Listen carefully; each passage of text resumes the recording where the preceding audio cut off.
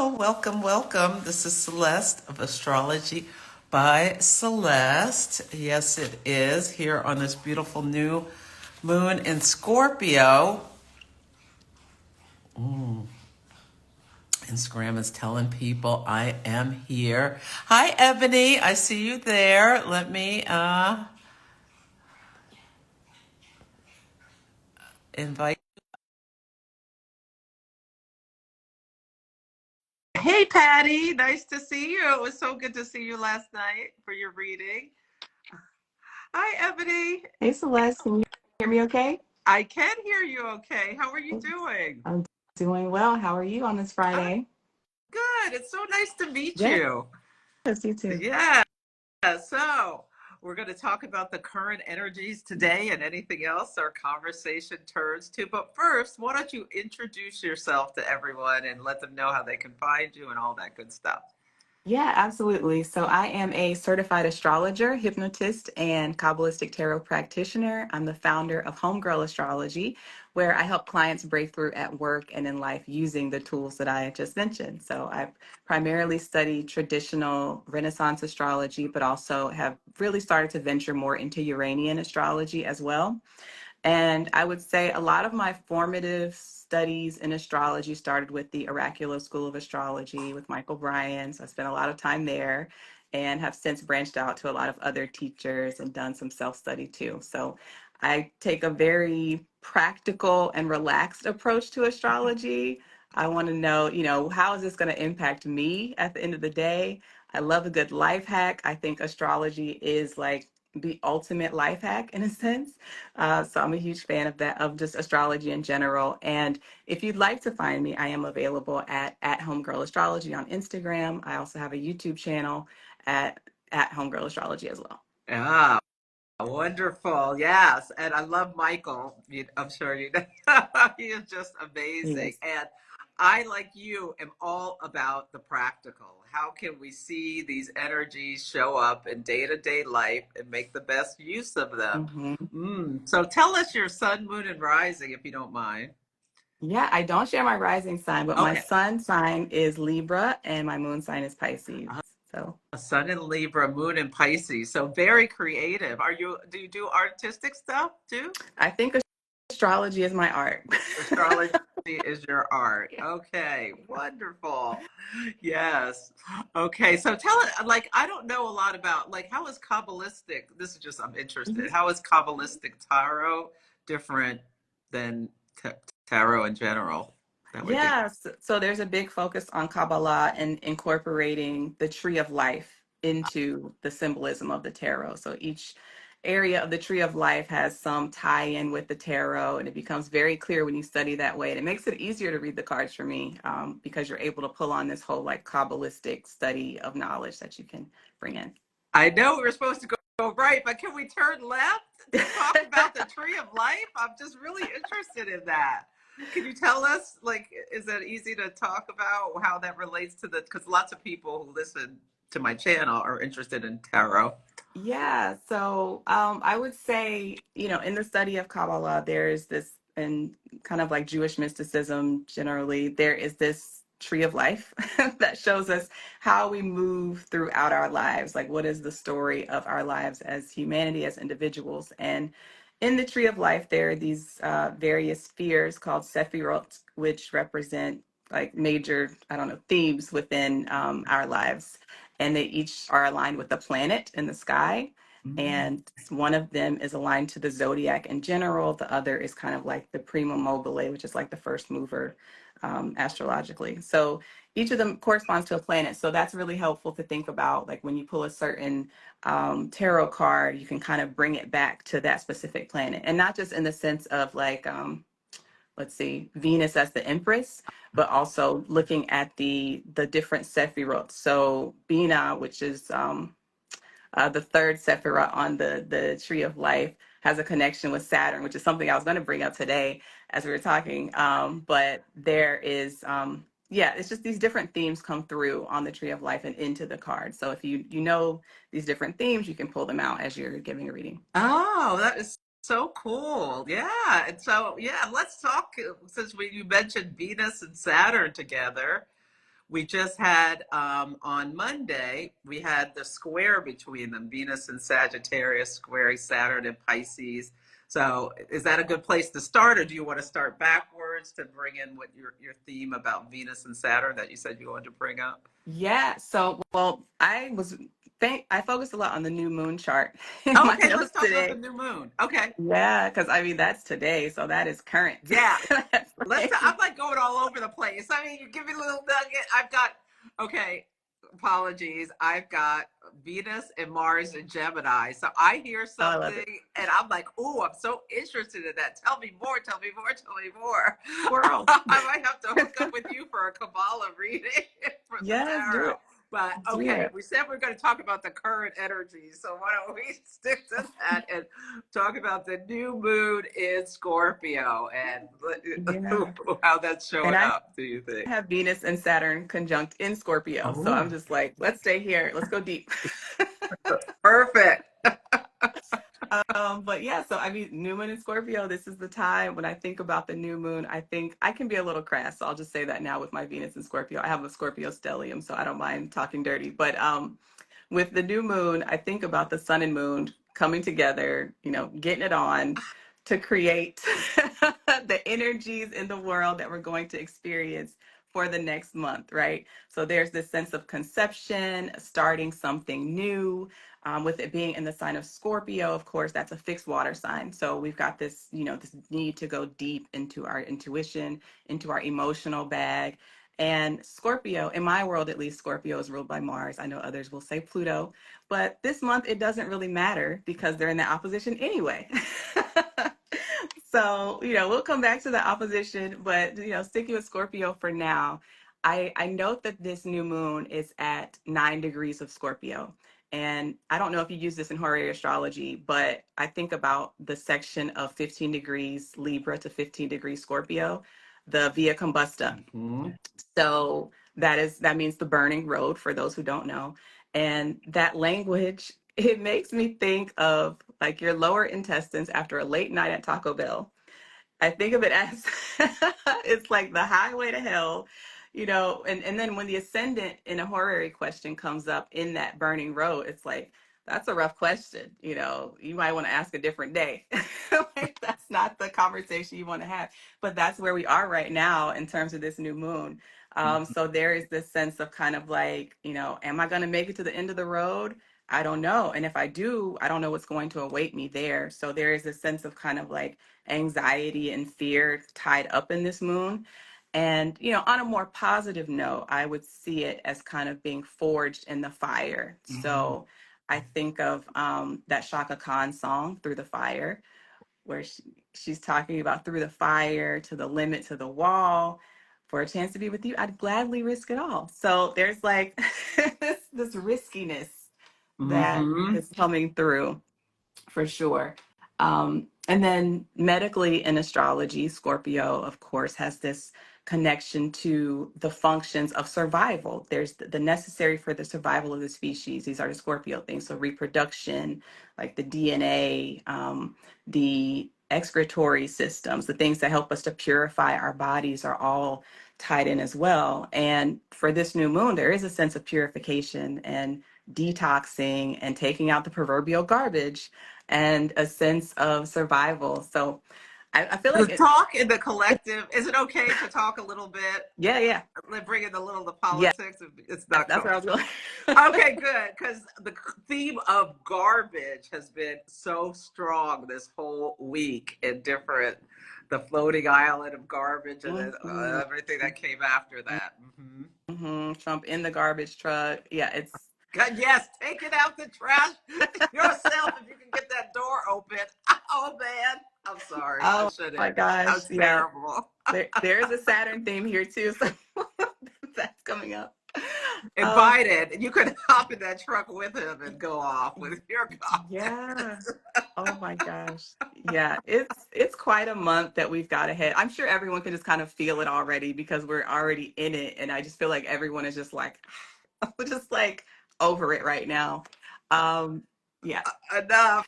Like it's so much intensity, so much Yeah. energy. Yes. Yeah. It's like the composting of, Mm-hmm. uh, And we're all just like being inundated with messages with that Mercury Uranus. It's like all this email, these texts, it's too much.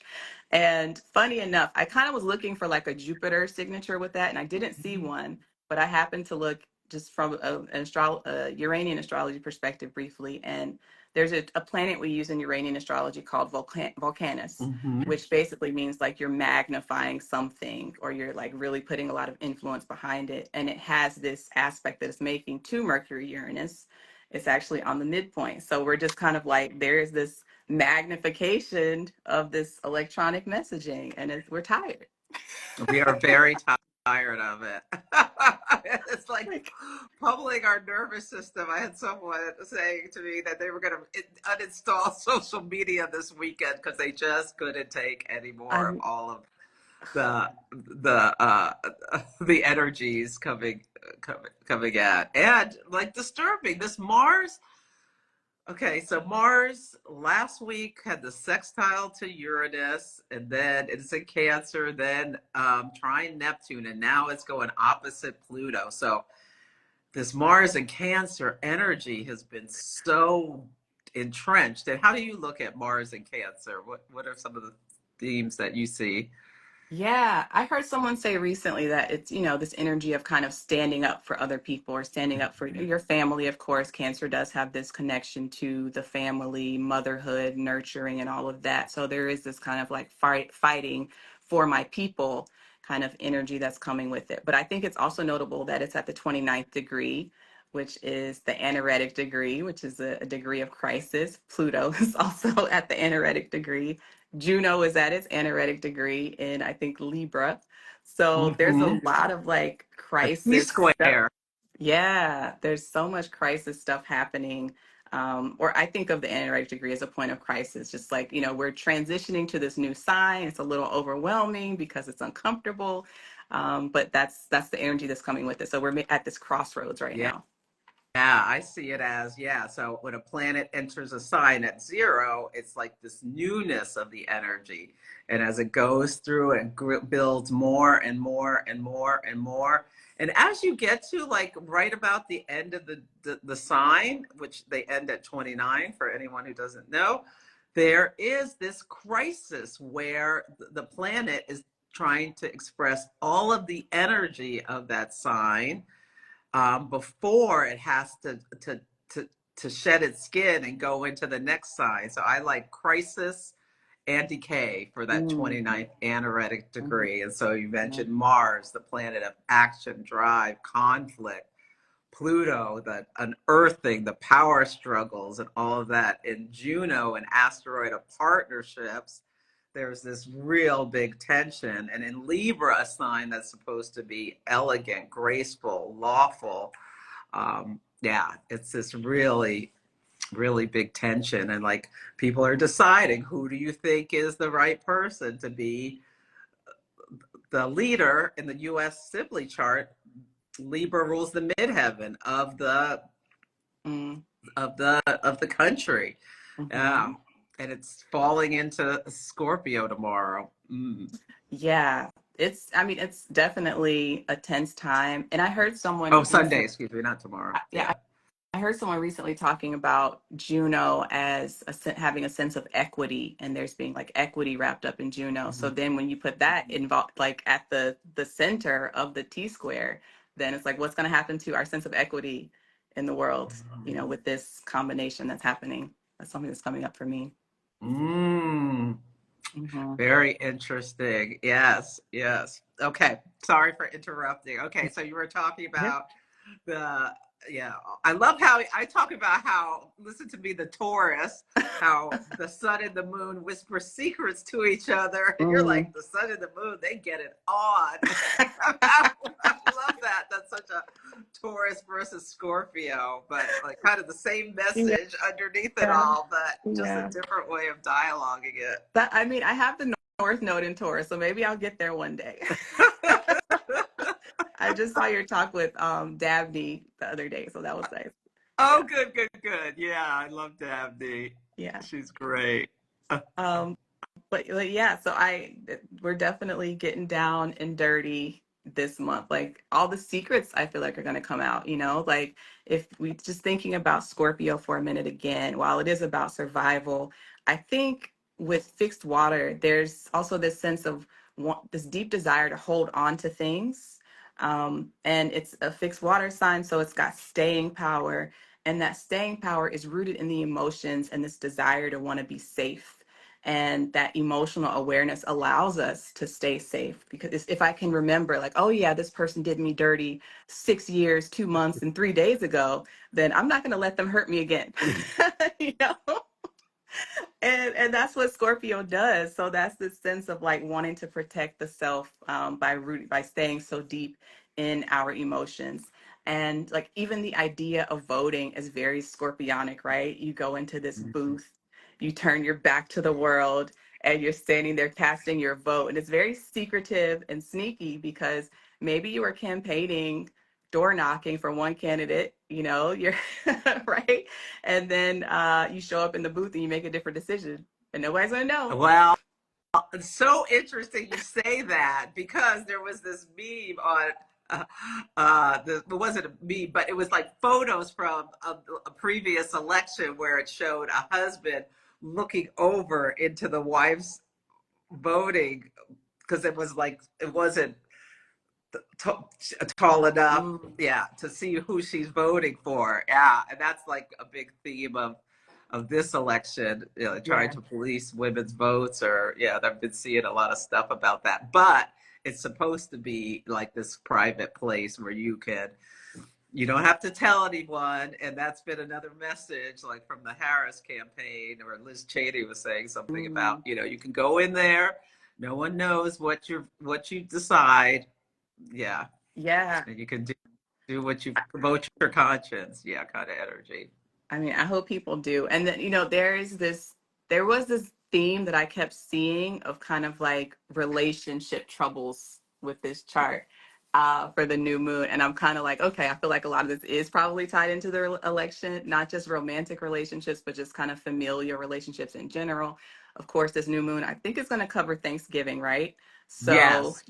you're going home with your crazy aunts and uncles, that are politically different than you, and it can cause the sense of division.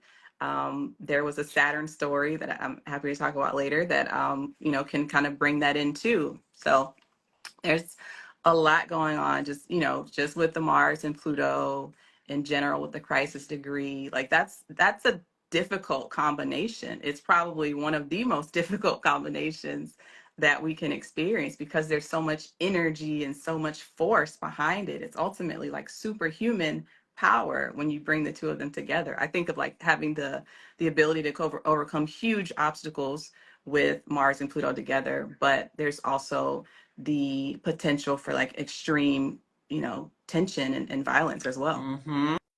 And if you set the new moon chart into Washington, D.C., Mars is on the cusp of the ninth house, Mm, at that hmm degree of crisis and decay, and Pluto on the cusp of the third house, about communication, your local environment, and all of that kind of stuff. The polling booth, I feel like, is a third house topic, and hmm like this real tension. And yeah, like you said, crisis and decay. I got something coming in last night, because the ninth house is universities, as well as long distance travel, as well as in-laws. You were mentioning, oh, I got an in-law energy, like this fighting energy, but in that on that axis. And one thing I said is, like, there's a potential for gang violence, so avoiding like frat parties or mm places where people are. And Venus is opposite Jupiter, so Venus in Sagittarius, you think you're at a party where it's going to be fun, and then this intensity comes in where people are ganging up on people. So like mm. hazing, it could be all sorts of stuff of how it comes out, but it's really intense. I talked about the movie Deliverance. Have you ever seen that movie? No, I haven't. Oh my God. It's such a good movie, but it's Oh terrifying. Lord. But it's based on Joseph. I always say the wrong name. I think it's Joseph Conrad, who wrote The Heart of Darkness. Okay. Like, apocalypse now is there's so many stories about taking a journey down a river and like they're monsters on the side. You said something like the highway to Mm-hmm. hell is the energy. Yeah, it's like that kind of energy. Yeah. Mm. Yeah, I mean, it's definitely wild times. I did notice something on that Washington, D.C. chart that you were mentioning.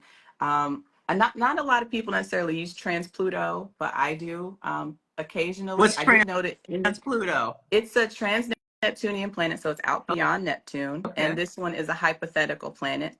Um, it's kind of a weird outsider planet. A lot of times, even people in Uranian astrology don't use it because it's not one of our planets. But trans Pluto, it's a very slow mover because, again, it's past Pluto as well.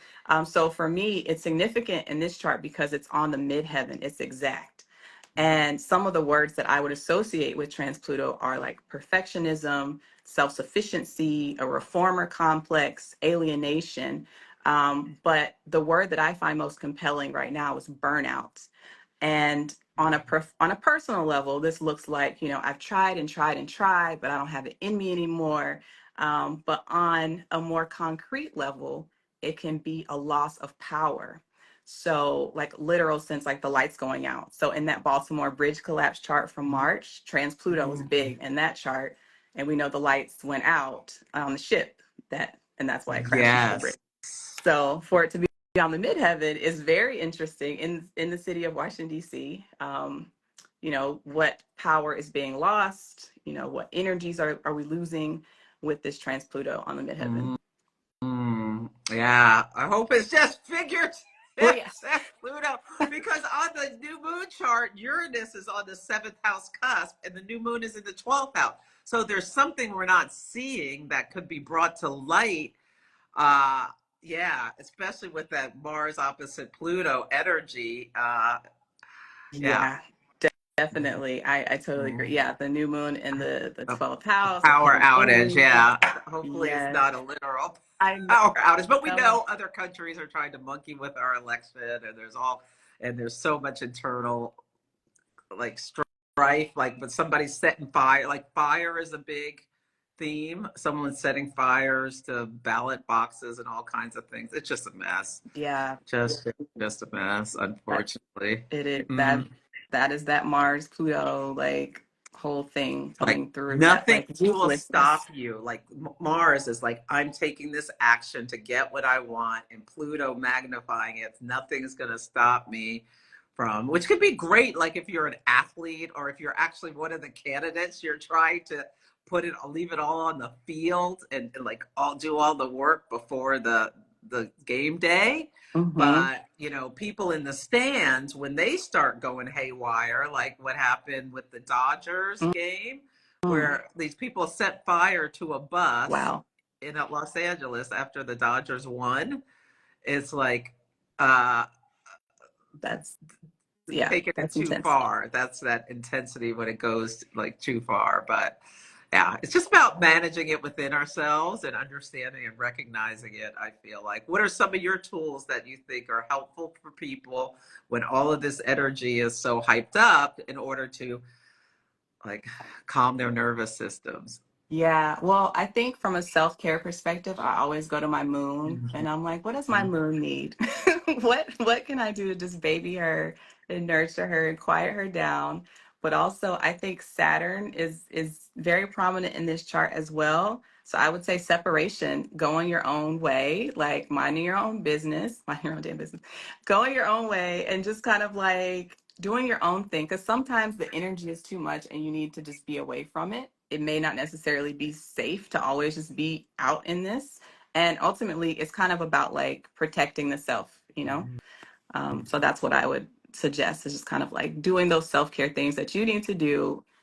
It's a little bit about like self-preservation so that we can preserve the collective at this point. And say, okay, so the new moon is trine Saturn, Mhm. and which is a smooth, easy flowing aspect. And so, is that what you're talking about? How Saturn being prominent with that trine? No, so I'm thinking Oh, from the perspective of Saturn being on, I think it's on the world axis. There's some aspect that Saturn is making to the new moon itself. So it's like the Mm. Saturn is like, it's not on the midpoint, but it's kind of like squaring the midpoint.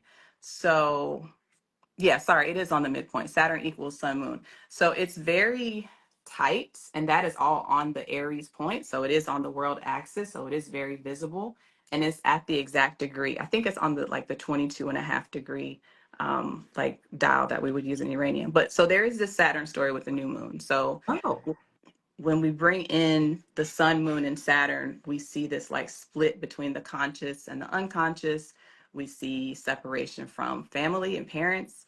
We see this kind of like, there's a heaviness with Saturn, right? There is a sense of separation, renunciation, divorce, even on the sun, moon midpoint, challenging times. So, that for me is what is kind of like one of those relationship stories that's coming through of like people Mm. having disagreements and kind of just being like, this isn't working, I'm out.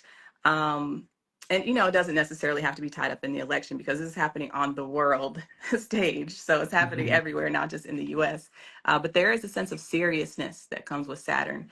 And there is a sense of focusing on the economy. So that is something that I've also kind of noticed a little bit is just wanting to restrict and pull back again because I don't know if it's safe to go out into the world right now. So I'm just going to focus on structure and controlling what I can control, which is kind of very much a Saturn kind of thing to do.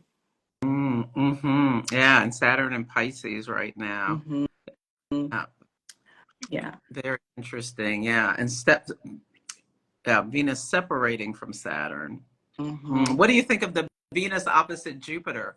What do you think of Venus in Sagittarius opposite Jupiter in Gemini? How does that show up for you?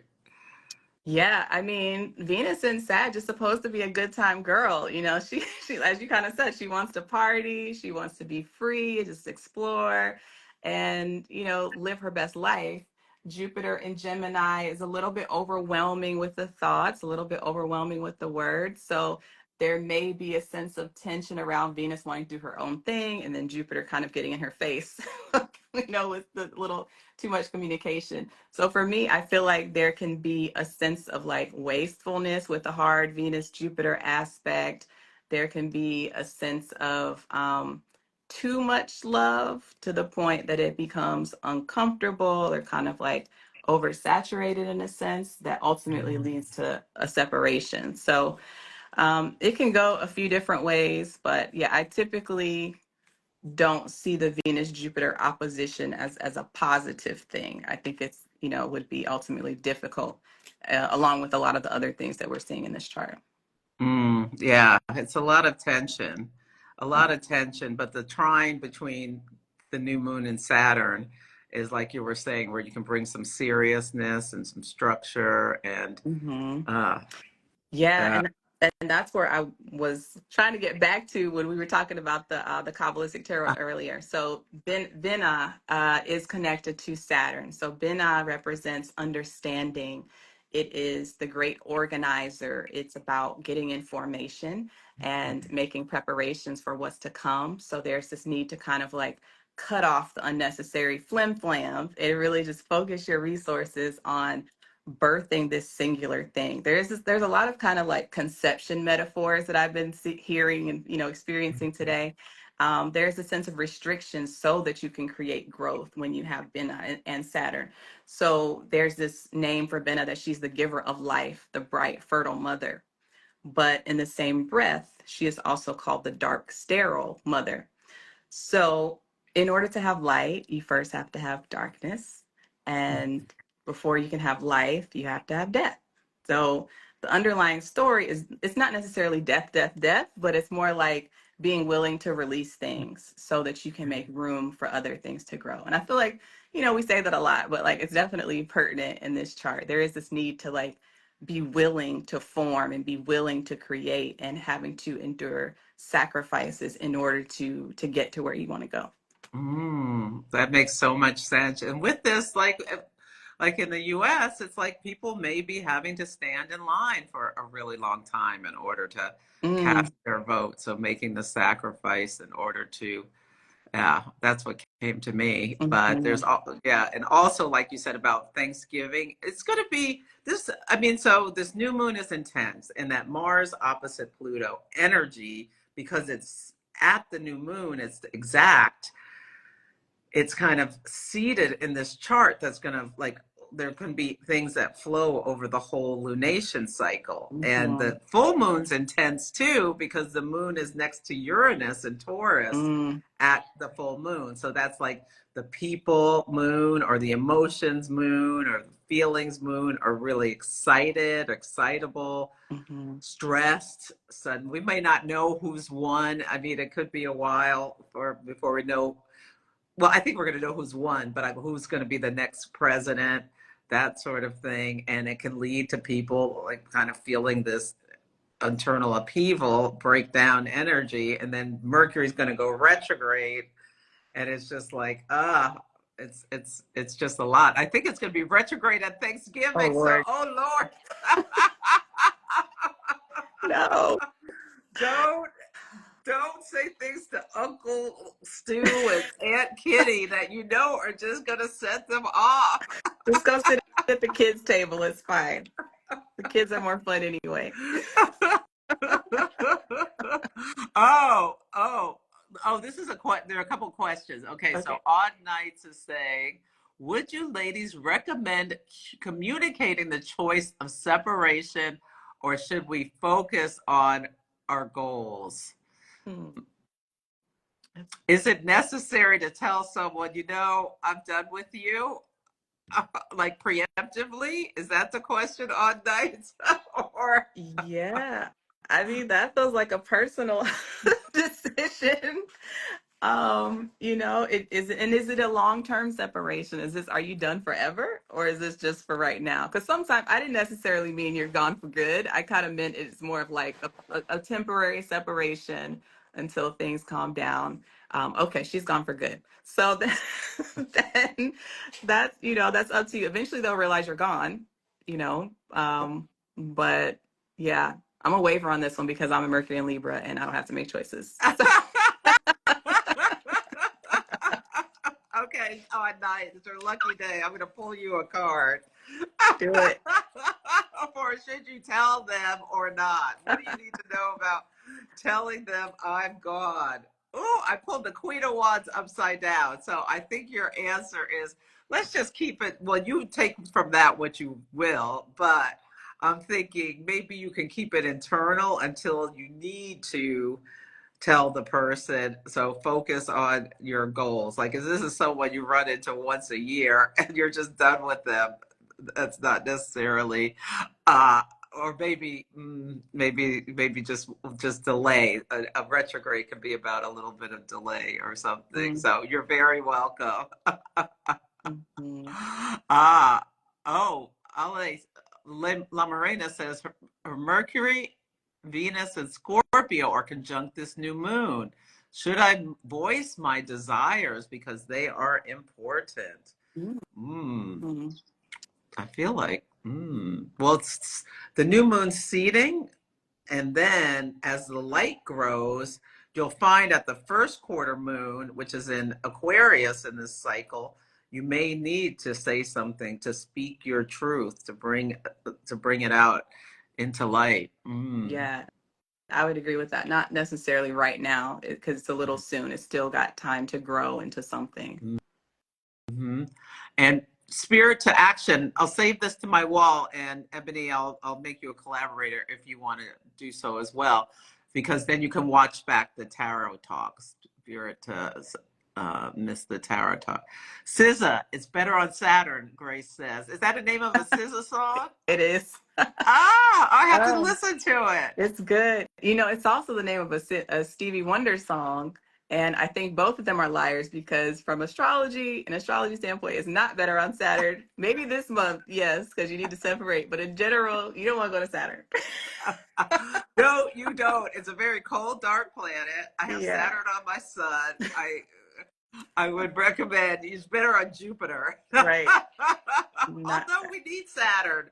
we We need do. the discipline. We need the structure. Yeah. We Mm. do. Don't want it every day though. That's for sure. Yeah, no, every day Saturn would be too much. Yeah. Okay. It's all exhausting. Yes, Eva, it is all exhausting. Mm. Yeah. Oh, La Morena, I don't want to get into the surgery question. So, in general, surgeries aren't great when Mercury is retrograde, if you can avoid it, Mm, or Mars is retrograde, because Mercury rules the hands of the doctor and Mars, like cutting tools, mm. if it can be avoided. But sometimes you have to have it when you have to have it. Yeah. Yeah, because Mars is going to go retrograde in December. Hmm. What are you thinking about how that's going to show up? Do you have any? I mean, it's still going to be in this opposition to Pluto, Mhm. so and it's going to bring it back into the opposition, like the exact opposition again. So, I'll be curious. I mean, I'm curious to see how to play out since it will be in Leo at that point. So it's more of, kind of showy and bravery and courageous versus like standing up for someone else. It's more about me and what I want, I think, with the Leo Mhm. shift. I'm curious to see how it goes, but I mean, it's still Mars Pluto at the end of the day. It's just maybe your motives have shifted between now and Mhm. then, but there's still this need to like really want to put oneself out there and have this kind of like superhuman battle of wills. Yeah. How do you describe retrogrades? What are some keywords you use for retrograde? I mean, I think about delays. I think about, at least in horary astrology, they say it's one of the worst things that can happen to a planet. So there's definitely a sense of like not being able to operate at your full strength. And there is a sense of kind of needing, people do talk about reviewing things, especially with Mercury retrograde. So having to revisit and go through things in that way. Yeah. Also, disagreements and Mm. conflicts are a retrograde. Or the collapse, I think it's Ezra who said the collapse of anything contemplated. So we Ooh. can also see that. I was talking to a client. I won't call you out, but we were talking about they were trying to buy property and it was during a Mercury retrograde and then the deal collapsed. Ooh. And it was like, okay, well, that's Well, on hopefully, target. hopefully they didn't lose anything in No, the deal. it was all okay, Whew. I think. Okay.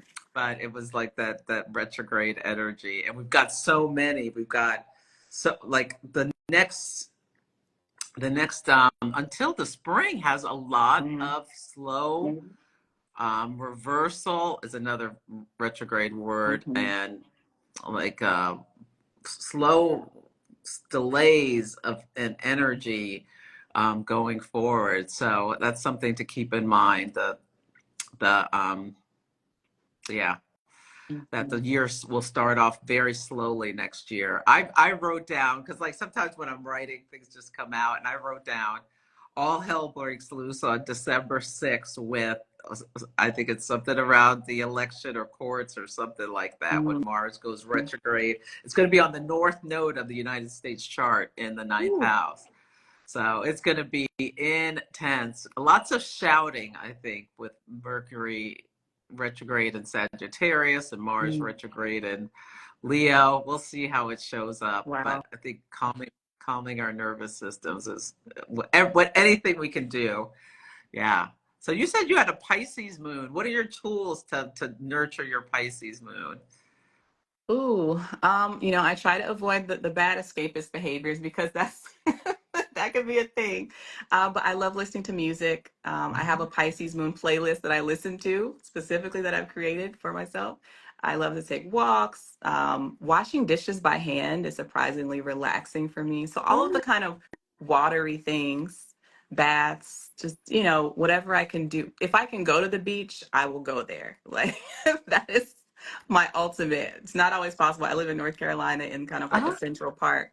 So it's not always there. And they actually just shut down this local beach for the season. So that was a bit of a bummer. But definitely whatever I can do to get in water or feel into that watery space, that's what I try to do. I love that. Are there a couple of songs on your Pisces playlist you want to share? Yeah, there's a lot of what's her name? Cleo Soul, she's on Oh, there. Dear Silas, he's actually a Virgo and he has a song called I Ain't Stressing Today, which is like so hilarious to me. Cause like really. you're a Virgo and you ain't stressing. Well, that's his. Right. That's his. He's casting a spell for himself. Ah, he's speaking it into the light. I am not Exactly. going to stress today, Yeah. even though it is my nature. Yeah. You say so, dear Silas. Like it's just so funny to me. But that's on there. There's a few common songs, some Erica Badu, just like a mix of just kind of like very chill vibes Mhm. that you would probably listen to if you were like, smoking, right? If you were Mhm. escaping in some way, it's that sort of stuff. But I don't smoke, so it's just Yeah, so the that's vibe. great for water moons. What would you say fire moons? Do you have any advice for fire moons? How can we, Yeah, I'm an Aries moon, how can we work with absolutely. this intense energy to find some comfort in ourselves? Yeah, do something spicy and fun and new. Get out there, definitely work up a sweat if you can. I definitely recommend that, especially for like an Aries moon. You want to do something competitive and like, just play a game if you're a gamer or go work out, go for a run, just something to get your energy up that can be very supportive for a fire moon. I mean, if you're more like a Leo moon, that may look like, doing something creative, letting your kind of internal creative fire burn outwardly and supporting yourself in that way. And I guess Sag would be more like, something that allows you to carry that flame out into the world. So maybe it's like roller skating or rollerblading or getting on a motorcycle or, taking a trip if you can swing it. So I'm a big proponent of travel. Ah, I love those. Yeah. For me, I'm an Aries moon. I like to uh that's a time where I might play like my pump up list Ooh, song like Eminem's Lose Yourself or nice. some of Beyonce's like music is what I would listen to for myself. Yeah. I What love it. about Earth moons? Do you have any advice? Yeah, so I mean the earth people, we love the earth and the practicality and the tangibility and there's a need to ground with the earth moons, right? So getting out and sticking your feet into the dirt, or actively constructing something. So maybe you're someone who's into Legos or something like that. Like I love doing childlike things or things that people often associate with children, to take care of my moon because ultimately the moon is kind of about nurturing yourself and taking yourself back to this point of childhood where maybe you wish your childhood was different and your mother nurtured you differently, but now you can do that now through your moon sign. So just going back to the earth moon, grounding, really feeling into your body, in various ways. So maybe getting a massage. I saw one of my massage therapist friends who joined. Hi, Catherine. She's also an amazing astrologer. So that could be a really good tool for those folks as well. And maybe just kind of like organizing things as well to make yourself feel better, especially for those Virgo moons out there. Just wanting to kind of feel a sense of like as much stillness as I can create as a Virgo moon, because there's always something, but you're just going to try to bring it down into some whatever sense of calmness I can create in the moment. I love that. Yeah, getting organized, decluttering can be planning. Like, Mhm. okay, if this is this is the next step. Oh, this is a good question before we go to the air moons. Ashley is asking. Ashley has a Pisces moon too, and is wondering, has Saturn come to your moon yet? And if you have any things to offer about how making the most of that transit. Yeah, I haven't gotten through it yet, so we'll see. Yeah, I mean the Neptune stuff was crazy. That was enough. Mm. That was Oh yes. traumatic. How can you share anything about Neptune coming to your Pisces moon? I have a video about Neptune moon on YouTube. I was talking about Black China specifically with her whole transition where she took out Oh, all of her implants and she, went spiritual and quit drinking. So that was part of her kind of like Saturn with her Neptune moon story. But for me, I had lots of like water damage in my home. So that was the Neptune part. It completely flooded my apartment that I was living literal. in. I moved multiple times. So every time Neptune came whenever the exact conjunction was made, I moved within a 2-week period Oh, to a wow. new place. And most of those places were like not as nice as the one I was in. So it was like a constant Oh, downgrade. no. Oh, it was so bad. Like just, moving to, I went overseas for a while and that place had mold. I went to another place that had water damage. It was just like, it was so much Water, water everywhere. everywhere. Oh, but not a But drop to drink. so Oh, much. So much. But on a more positive note, I do think it was a very like a great time for spiritual growth, right? As Neptune no. transits are. So, somebody was saying, oh, yeah, I wouldn't trade it for anything in the world. And I'm like, I don't know about all that. But I did expand spiritually. I did improve my relationship with my family as Oh, well because we were kind of able to dissolve some of the issues that might have been there. So while there definitely are some challenges with Neptune moon, there can be opportunities for growth as well. And that's true of any transit, right? You go through the hard part of it so that you can kind of come up smelling like roses and feeling better about your new direction in life.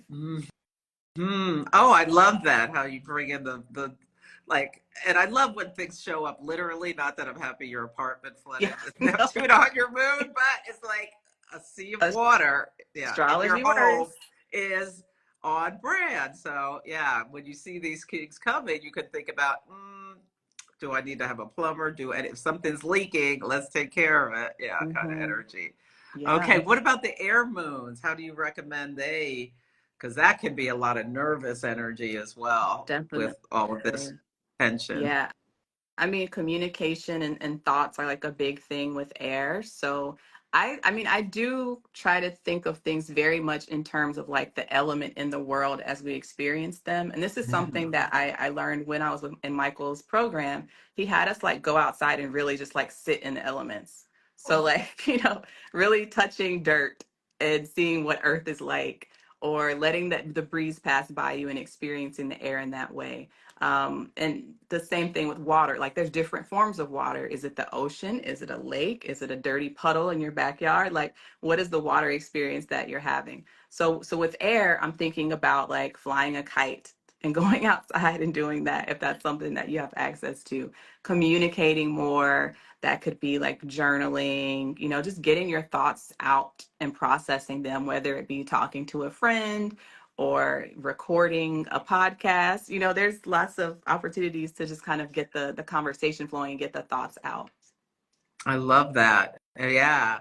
And anything else, I would think breathing That's exercises, like good. making sure you are sitting with your breath. Like it's amazing. There's something called the breathe. They're breath apps, but there's one, the breathing zone, I think it's called, where Mm-hmm. it like puts on a timer and you just breathe for a minute. And it's amazing how much your nervous system can calm down in just that 1 minute of concentrating on the inhale and exhale. Yeah. Yeah, and then I think, yeah, I love breath work, and I think meditation in general is super helpful, especially for kind of air signs, but definitely for the water signs too, because there is this kind of tapping into the subconscious piece that comes from meditation. I also recommend hypnosis as well. I'm a little biased as a hypnotist, but I do think kind of going deep and exploring the inner mind and understanding what's yours to keep versus what is stuff that other people are putting on you, especially in this environment, and learning to filter that out is so key. I love that. So do you do a lot of, that's right, you said you're a hypnotherapist. Hmm. So do you combine it with the astrology and everything else? Yeah, sometimes I do. So if I have access to the person's chart, I'm able to kind of like guide the hypnosis session a little bit more in that direction. Oh. So like if someone is very air heavy in their chart and they're in a situation where they don't have enough air, maybe in the hypnosis session, we'll guide them to a place where there's more air available so that they can breathe freely and let the thoughts process. So one of my clients that I worked with, he was very air heavy, and in the hypnosis session we kind of did this thing to see what was like underneath all of the experience, the feelings that he was having. And he was kind of like, we went through this visualization where he was burdened under a lot of earth, and he felt like he was trapped in this kind of steel container. But then we were able to get him into outer space where there was lots of air around. So he felt a lot better and was able to kind of clear some of the energy that he was experiencing around. It was really earthy related issues, like it was financial issues. And then I think the following day he ended up getting a new job, and that was what he had been worried about. So it's kind of like we released on this like subconscious plane, but then it happened in the real world the following day. So that was really cool. Oh, that is so amazing. Oh, I love that. Yes. Oh, and here's a comment from Claudio. Okay. Today things didn't go right, but with Venus opposite Jupiter, your chart ruler, I'm going to go with consistency because everything happens for our benefit. Mm. That sounds like some Jupiterian, someone who's either a Pisces or a Sag rising wisdom to, okay, things didn't go well. Let me think about how I can use this energy Mm. to, yeah. Yeah, how we work with what has happened is so help. Yeah, that's so Yeah. important. Always Ah, the optimist. I love that. ah, I love that. Oh, and then psychic knitter. I love that. What is psychic knitting involved? Yes. Let's see. Yeah, I have questions. That's it. Okay. Oh, so this is the consistency is the answer for rough times, new goals, or do all over again. And they're asking, we agree. Well, consistency, it depends on what you're consistent with. I mean, if you're consistent with worrying or over analyzing, that's not great. But if you're consistent with some things that are really helpful for you, I think that's the thing to do.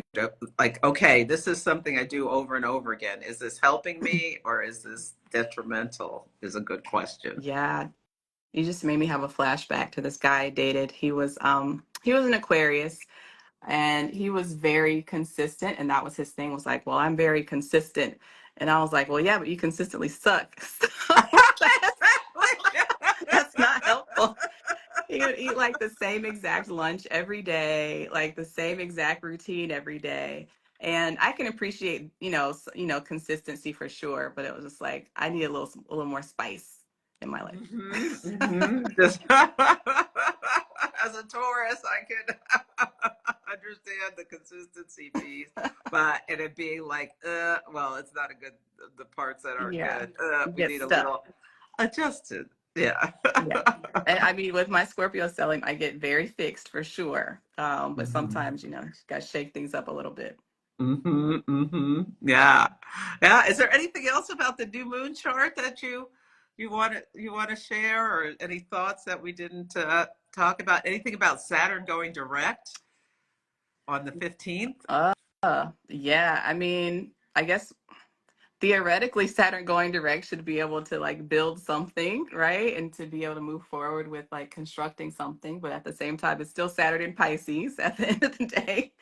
So I noticed in the new moon chart Saturn is in the fourth house. So it's kind of like, is Saturn firming up and adding structure to the dreams of the people and the collective conscience, or is it dissolving the structures that we once knew?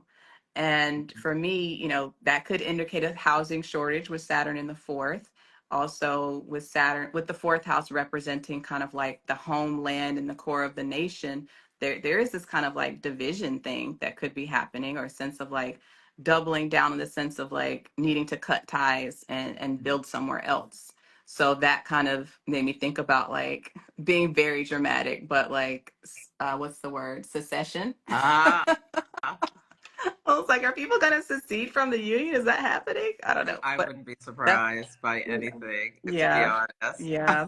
So we'll see. That Uh, felt like the most extreme part of what I was seeing, oh, though. wow. But yeah. Wow, that's so interesting you mentioned Succession because yeah, I've gotten some things about that. Yeah. Do you want to predict anything? Do you have any thoughts about the election you want to share, or you just want to see it play out, or I mean, when I learned that VP Kamala Harris would be the pick for ultimately become the nominee. So when Joe Biden stepped down, I kind of looked at her chart back then, and it looked like she was going to win. I looked at a number of different charts. I looked at the astrocartography of DC on various dates from her chart and through like her solar returns, her lunar returns, different things.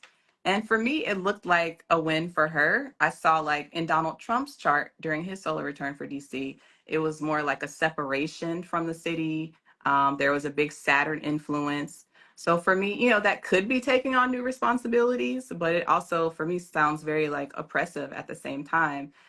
So yeah, I mean, but for the most part, I feel like the indicators were leaning towards Kamala, but it's either way, like we're going into some rough times, We are. we're That's the going into thing. some rough times. So Next year, I mean, there's this crisis, breakdown, and decay energy.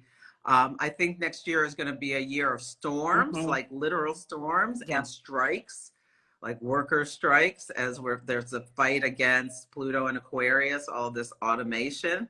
Mm, So it's like, who do you want to lead? Who do you think is the better leader to lead you through really difficult times where there's three outer planets changing signs in from earth and water to fire and air. Like Uranus into Gemini is like, I feel like that's wind. yeah. I mean, we're talking about flying cars, this, that, and the other thing. I think this is like wind and Mm, rain is going to be a big topic of next year with the North Node in Pisces and all of that kind of stuff. So the yeah. best laid plans are going to be had to so in some ways be set aside to deal with unforeseen crises that are coming out of seemingly nowhere, but if there was an astrologer they could have seen coming, kind of stuff. So yeah, but I predicted, well, this in April I got it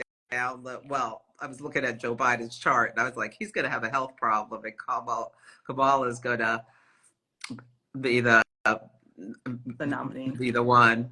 And Yeah. there's so much. I feel like she's faded. It's like it's going to be hard. It's going to be difficult, but it really feels like she's the leader for Pluto and Aquarius for the entry into it. Yeah. To me, Yeah. It's going hmm to be so interesting to watch. yeah, they're Yeah. going to try to stop And her. Uh, stop like I got the so many steal thoughts. I need to 2.0. I need to gather them all together. I just like to fling them all over the place. And like I've got so much going on. Oh my gosh. Yeah. It's a lot. And I definitely went into that kind of like Scorpio research rabbit hole when it first happened. I had all my notes and I was going to do a video. And then I was just like, this is too much. I don't even want to do it. I know there's I so want to do much. it. But I maybe I'll do my post that's been generating, but I really think it's a Pluto and Capricorn versus Pluto and Aquarius story. It is. And Capricorn is in the crisis and the decay and it's like so literal. Okay, I have to just say it. It's so literal because like Pluto in Capricorn is like the land baron. It's the it's that materialism, money, money, money, the greed, the hierarchy. I'm above you and I'm dominating Mm-hmm. you down. Whereas Pluto in Aquarius, the ideal of the Statue of Liberty, like how can we bring Mm-hmm. in order to form a more perfect union, like kind of energy about how can we lift up rather than push down and like have some more equality. Now there are all kinds of shadow sides for Aquarian energy as well, like sometimes too many voices or the group think kind of energy. Mm-hmm. If you don't think this way then you're bad kind of energy is unhealthy. But I mean I just got to me, it came to me the other day, it was like, Jesus Christ, Kamala Harris is Venus in Libra, a beautiful woman, Pluto in Aquarius, and like the Statue of Liberty. She looks just like the goddamn Statue of Liberty, except she likes pantsuits rather than dresses. And she might actually like dresses, and we're seeing that whole Hillary thing play out, where it's like gotta wear the pantsuit, to play it safe. Like part of me feels like Kamala can really dress really well. Oh, She just absolutely. downplays it for us. She's downplays her looks probably to have people pay attention to what she has to say. Yeah. Mm-hmm. But when I think of Aquarius, so I do think of like uh interracial couples and relationships too. So for that, definitely, because I mean she's a product of one, she's in one herself. that's kind of like a story that I think about too. Yep, that's part of the, yeah. Like That's the part of new. it too. Mhm. So we'll see what happens. Yes. Thank you so much for sharing all your thoughts. This was a fantastic Yes, conversation. it's I'm fun. so excited that you're going to be one of the presenters for the OPA Speaker Series next year. That's good. For anyone who doesn't know, that's the Organization of Professional Astrology. It's such a wonderful organization. Any last thoughts you want to let people know? Are you having any classes or doing anything? Or just it's open to book readings? What do you want people to know Yeah. before? I'm open to book readings. I'm open to doing hypnosis sessions as well. So I'm at homegirlastrology.com. Also, check me out on YouTube as well. And you can join my newsletter on my website as well, just to stay tuned when I am giving talks or workshops and things like that. Yeah. Well, thank you so much, Ebony. Are you going to Norwalk I'm next year? speaking at Norwalk next year. Oh, that's right. Oh, wonderful. So we'll see you there, if Yes. not sooner. Sounds great. Thank you so much. Thank you, Ebony. Have a beautiful All right, you weekend. too. Bye. Bye. Bye, everyone. Happy new moon.